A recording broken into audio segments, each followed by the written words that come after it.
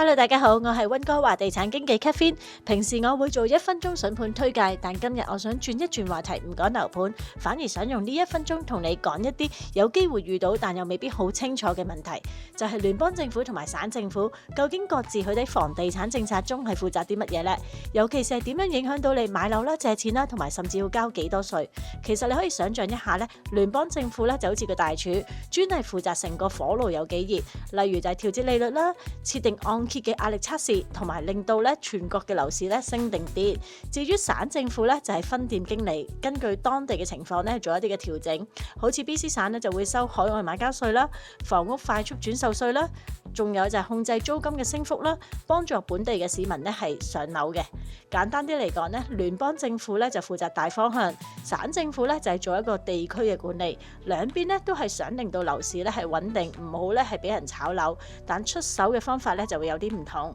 所以無論你係買家或者係賣家，最重要咧就睇清楚啲政策，知道自己會唔會受到影響，點樣部署先係最着數。如果你有疑問咧，歡迎揾我 Catherine， 電話係604-445-4804，我會用一個最簡單嘅方法咧令你清清楚楚。